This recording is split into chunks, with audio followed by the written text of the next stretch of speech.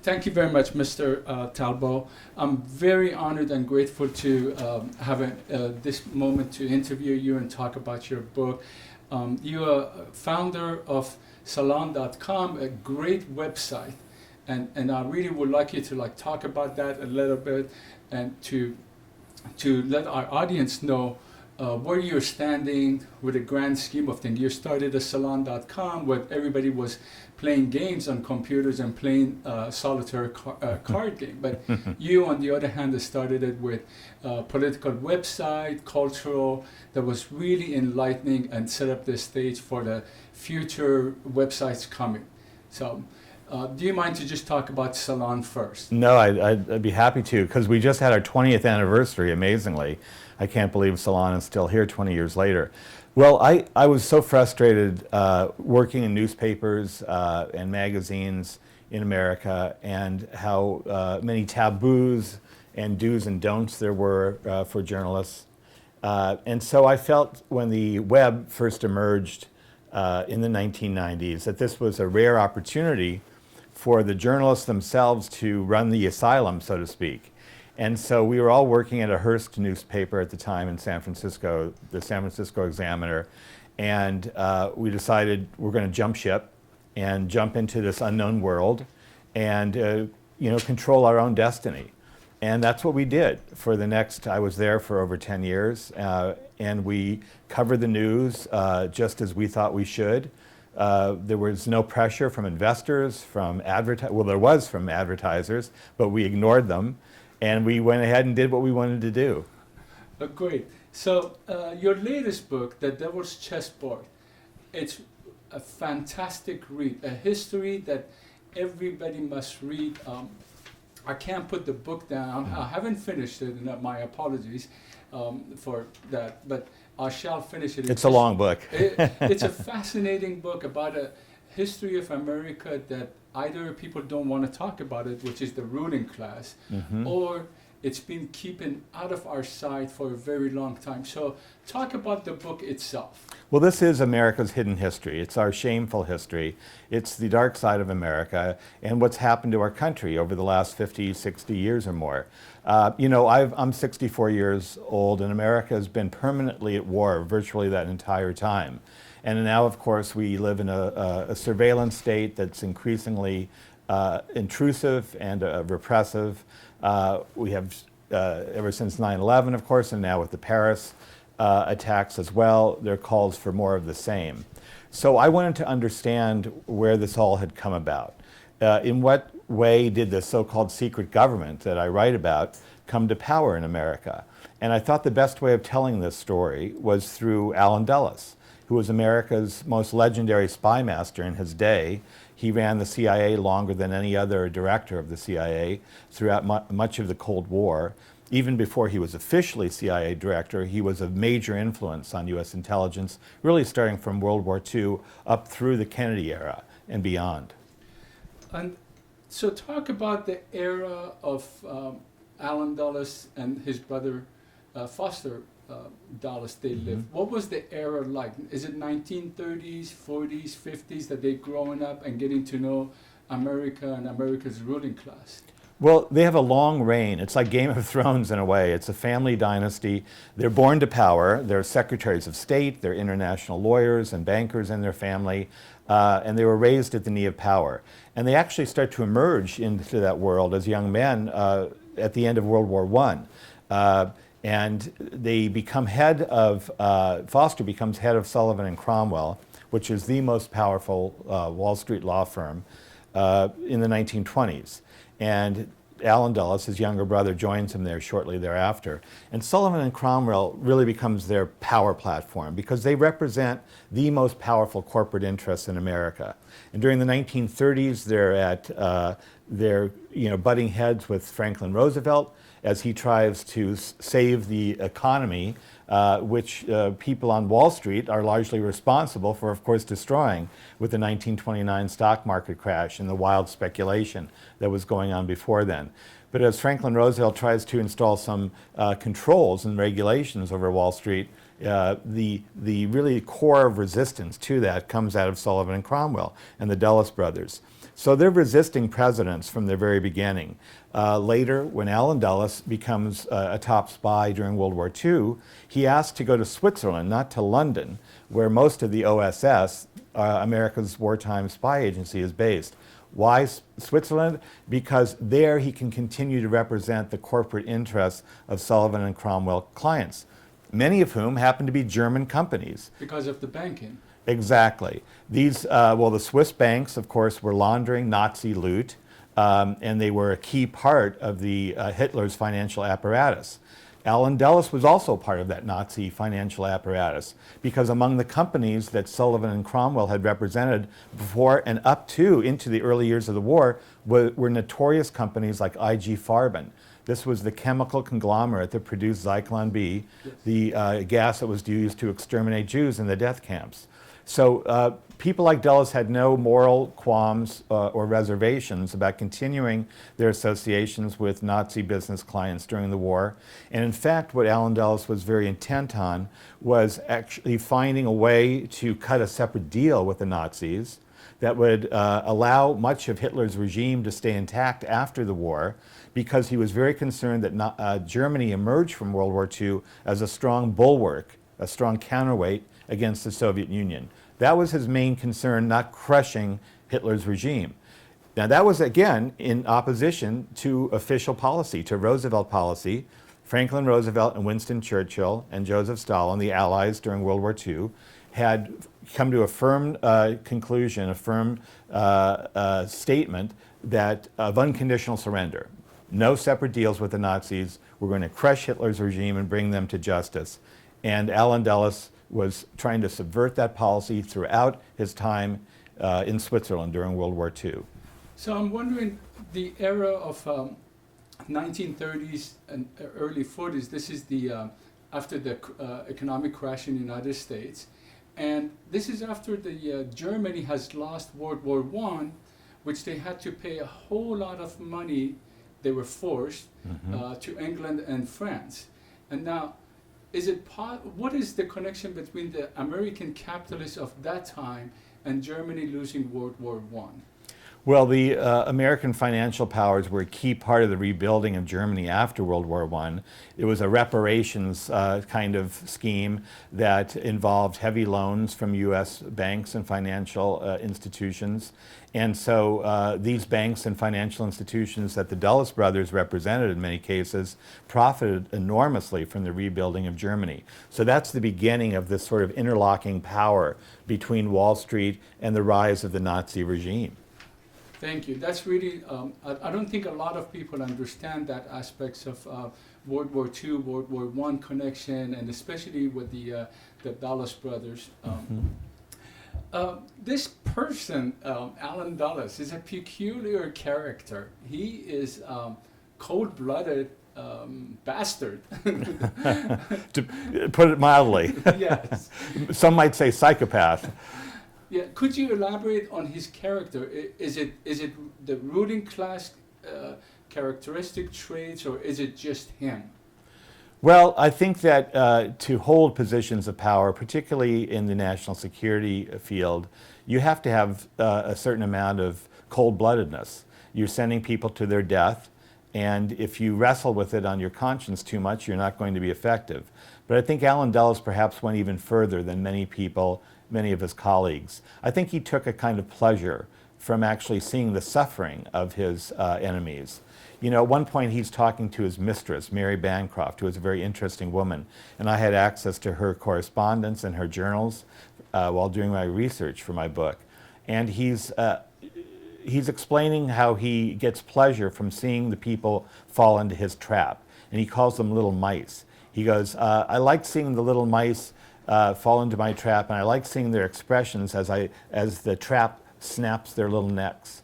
And she, of course, is quite astonished by this cold-blooded kind of attitude. And he explains, no, well, it's either them or me. So, yeah, there was a sense that he got some pleasure from this. he was able to not only send enemies to their death without blinking an eye, but he was able to put his own loved ones in the hands of, in one case, his son, Allen Dulles Jr., who came back from the Korean War with a head injury. He was able to put his own son in the hands of CIA scientists who were doing barbaric human mind control experiments under a CIA program codenamed MK Ultra. So Allen Jr. at one point was put in the hands of a CIA-funded scientist who did very cruel experiments involving insulin overdose therapy and produced terrible suffering for his own son. So, you know, there was something, a human or moral component that was just simply missing from Allen Dulles. Well, one of a gene was missing, most probably. I think we have seen that one in the Darth Vader of our time, Cheney and Rumsfeld and Bush. Well, exactly, and that's a good analogy, but I call actually Allen Dulles Dick Cheney on steroids, because actually the power that Allen Dulles had and the kind of far-reaching connections he had throughout the power elite, as C. Wright Mills, the sociologist of his day back in the Cold War, called them, was, I think, much more than did Dick Cheney. After all, this was a man who was not only connected heavily to Wall Street, which Dick Cheney really wasn't. Dick Cheney was, you know, kind of an obscure congressman from Wyoming, and wasn't born into the same power network that Allen Dulles or his brother John Foster Dulles was. So the Dulles brothers were connected to Wall Street. They were connected to the oil industry, which they represented heavily. They were connected, of course, to the national security establishment. And their power went on and on, decade after decade, while Dick Cheney's was relatively brief in comparison. Rumsfeld had an encounter with Dulles? A young Don Rumsfeld, when he was congressman, wrote a letter to Allen Dulles, who was kind of his hero, saying, kissed his ring? Kissed his ring, so to speak. And he said, will you please come and address, he had kind of a congressional caucus that he was part of, and he wanted Dulles to come talk to them about intelligence issues. But the letter was very fawning, you know, a young man who was in awe of this powerful intelligence figure. Yeah, and in some ways the torch was definitely passed. It was passed from Allen Dulles to William Casey, who was a Reagan CIA director. I was going to ask, yes. And Allen Dulles was a colleague of Casey. They had worked together in the OSS. It was passed, of course, then to Rumsfeld and to Dick Cheney.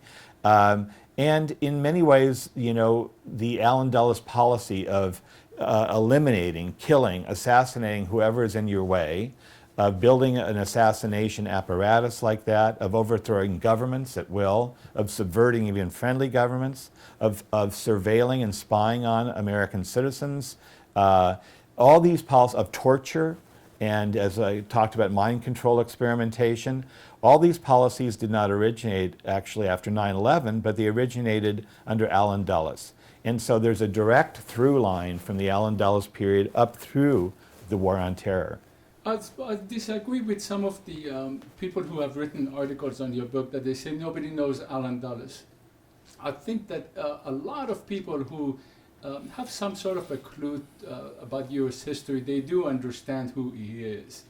And certainly those who suffered his policies at the overseas understand Allen Dulles. And I think Allen Dulles' name in some ways is probably more well known even today in countries like Guatemala, in Iran, Absolutely. and Yes. so on, than it is here. For the most part, people only know the name Dulles because of the airport in Washington, which was actually named after his brother, John Foster Dulles. So let me come back to... And by the way, I think that name should be removed from that Absolutely. airport. And I'm advocating that, and I want to start a campaign to replace the name Dulles, take the name, because after all, this is the international airport where so many people from around the world come into our country, and that name should be associated with repression, with torture, with assassination, and instead we should replace it with a name like Martin Luther King Jr., who is, represents everything compassionate and tolerant about America. Thank you very much. That's really wonderful. You talk in your book, The Devil's Chessboard, you talk about dynastic of American ruling class. And I think we can relate it to today's what's going on in presidential election, Bush and Clinton. So could you talk about this dynastic, and everybody thinks this is very democratic society, and you really get elected for your wits and your merits, but in reality it's controlled with money and who's representing money. Absolutely, more and more so these days. But even in the day of Dulles, this was definitely true. Eisenhower actually preferred to have wealthy people in his administration. They, of course, heavily financed his campaign for president in 1952 and in 1956. These were the people that he liked to golf with, that he was very comfortable hanging out with. He was perfectly fine with basically subcontracting his foreign policy to the Dulles brothers. Now, the Dulles brothers weren't alone. As I said earlier, C. Wright Mills, the famous sociologist in the 1950s, wrote a book called The Power Elite. And that's what he called these people, from who they served interchangeably on Wall Street, in the national security world. They often traded jobs back and forth, no matter who happened to be president. They belonged to the same social clubs. Their children often intermarried. Their children went to the same universities and prep schools. It was a very cohesive class. The ruling class, as in Marxist terms, or the power elite, as C. Wright Mills would call it, or as scholars today like Peter Dale Scott would call it, the deep state. This is the secret government, the permanent government that really overshadows democracy and really formulates American policy no matter who happens to be sitting in the White House. And back in Dulles' day, they did this in their organizations like the Council on Foreign Relations, which was a key foreign policy advisory group that the Dulles brothers played a very dominant role in. But again, they weren't alone. They were very close, for instance, to the Rockefeller brothers, to Nelson Rockefeller, who became governor of New York and was a major figure within the Republican Party, and his brother David Rockefeller, the banker who ran Chase Manhattan Bank. And so, C. Douglas Dillon was another Wall Street figure who becomes a very important figure in Washington during the Eisenhower and Kennedy years, up through the Johnson years. So again, these men are socializing together. They're spending time in clubs and on the beach in southern France and in Palm Beach, Florida. They're a very cohesive social and political class. And they took in the United States democracy movement. Yeah, to them, as Allen Dulles said, democracy was too important to be left in the hands of the people. Yeah. He actually said that when he was running for Congress. His one brief entry into the Democratic arena was a disaster, by the way. He ran for Congress in the 1930s from New York. And he actually said this during his campaign, that democracy should be left in the hands of the intelligent people like himself. Yeah, Henry VIII said the same thing too. Yeah, monarchs and despots throughout history pretty much have. So now here's a person who's running CIA, and he has free reign, Allen Dulles. He served under many presidents, JFK, FDR, Truman, but he did not follow those presidents' orders. No. He did whatever he he wanted to do. Absolutely. In some respects, Eisenhower really enabled the Dulles brothers, as I said earlier, to do whatever they wanted to do. And, why is that? Well, again, he wanted empire on the cheap. He was a general. He'd come out of World War II and seen the suffering of that war, a major shooting war. He wanted to avoid that kind of, military calamity. But he was perfectly fine with having Foster Dulles terrorize the world through his so-called nuclear brinksmanship. John Foster Dulles, as Secretary of State under Eisenhower, repeatedly threatened the use of nuclear weapons around the world. And this was at a time when the United States had largely a nuclear monopoly. I remember as a child, and all of us in my generation growing up in that Cold War era when all of us, even here at home, lived under the shadow of nuclear extinction. Yes. And this was largely because of the policy that John Foster Dulles had developed of nuclear brinksmanship, as it was called. We even practiced ducking under our desk in Iran, where I Did grew you? up. Yeah. Yeah. All around the world, I think our entire generation was terrified of this. So that's a legacy of John Foster Dulles. On the other hand, Allen Dulles, with, I think, Eisenhower's approval, is also going around the world terrorizing unfriendly governments, as he called them. And these were often governments that were trying to achieve some kind of social justice for their people, that were fumbling their way towards democracy, democratic governments, and yet, he, according to Dulles, represented a threat to American interests. Now, what did that mean? It came down to, generally, what he meant was corporate interests. It was our oil interests in the Middle East. It was agribusiness interests in Guatemala and Central America.